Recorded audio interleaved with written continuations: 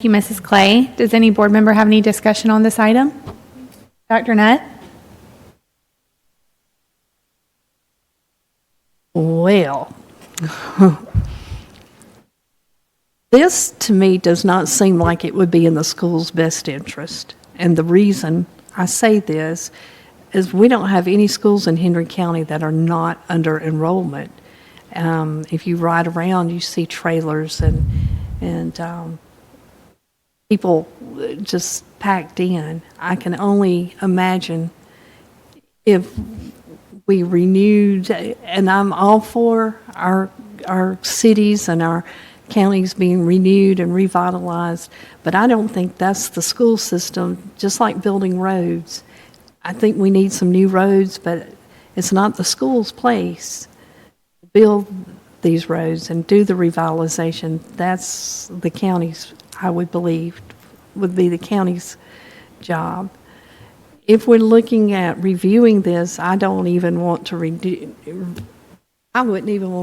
this for the same reason of working with other entities. You're not talking just the school board now, you're talking about the commissioners and whoever would be part of this. I wouldn't want anybody else messing with our money, being fiscally sound. I know what we do. We do what we're supposed to do with the money. I'm just not sure about other entities. And it just seems like the school system's getting the short end of the stick here. There's not, again, we put our money to good use. We use it for our schools, to build new schools, to refurbish our own schools. Maybe we need a tad to redo some of our schools that we would like to add on or redo. But I just, APS is laying people off. So how would that, just throwing that out there. I don't look at who's doing it. I just know, as my mama used to say, you don't have to be a part of it. If it doesn't feel right, don't do it. And just for clarification, the report that I'm providing today would not commit the board. What the recommendation for this particular, in the next item will be that the board should have a policy. All of our benchmark systems have a policy and a process, and that would be the first action that's recommended of a board for any consideration, whether the choice is to consent or not. So today it's just about process, information and process is where we are today.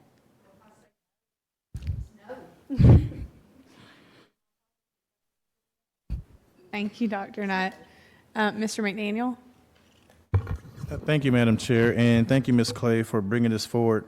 I know you all have done great work in trying to bring this to us, and I'm trying to actually find one part that you said, and all of a sudden it just escapes me, but I will ask this question.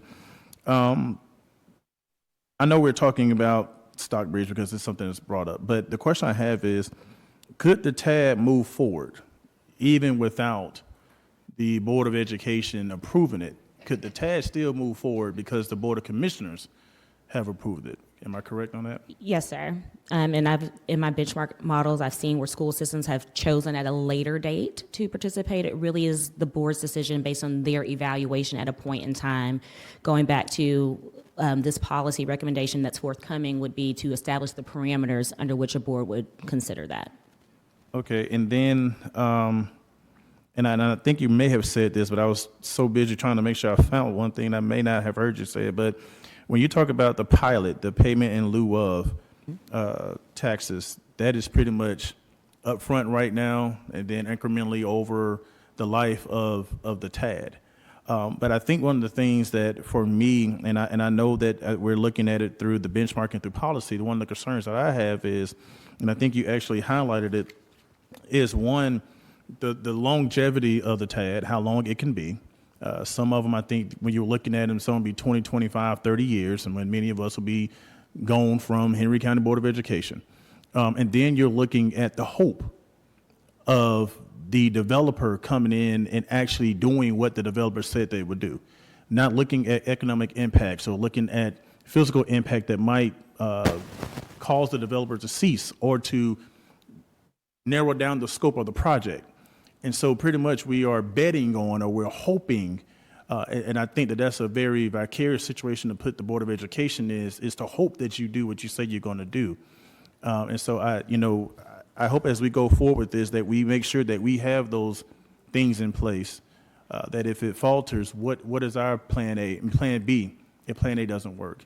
You talk about the schools. In this particular case, we're looking at Stockbridge Elementary, being the school that's nearby, or maybe Stockbridge High, Stockbridge Middle. So I think that all those things through policy, making sure that we have those stringent safeguards to protect us, I hope that is what we get from the policy. But thank you and your team for the foundational work on it, and I look forward to seeing what we have come forward from out of this. And you mentioned too, so we haven't gotten the other TAB proposal yet, am I correct? We have not received any direct inquiry to the superintendent, Dr. Pace. Okay, thank you. Correct. Thank you. Thank you, Mr. McDaniel. Ms. Edwards? Thank you, Madam Chair. Just a couple of questions. And I'm going to start off by saying I agree with our Board Member McKenzie regarding policies to make sure our interest is protected. And this is a lot of information, but I'm glad to see that the policy is going to be provided to us at a later time. I'm just concerned about that long-term commitment financially. You know, we have 51 schools. We have to make sure that we have a sound budget for these schools to educate these children. And we are supposed to educate. TAD is good, I guess. I don't know. I've heard of TAD, but the long-term commitment scares me because we're going to be gone. And I'm sure you've read where some of the TADs fell through. You know, they just stopped or whatever. We don't want to be caught up in that because we won't be here to make sure to see what's going on. And the other thing I wanted to ask was, TADs generally can move forward. I think I heard you say about the sale of bonds, their bonds, the city of Stockbridge bonds. Am I right? Yes, ma'am, through the TAD. The TAD is given the authority to be an agency that can issue bonds, and the tax increment then is oftentimes pledged to be the repayment stream for those bonds. So if this is the case, then why would they ask for the Board of Education to be a part of TAD or the commissioners to be a part of TAD? If you have the bonds in place to sell, move forward with your bonds. It's to increase the financing capacity of those bonds. So let's say as a city, they can get X amount, but if the city and county and a Board of Education and whoever's within the bounds agrees to participate, then there's the option to get a greater amount financed. Okay, well, I'll wait until I see the proposal.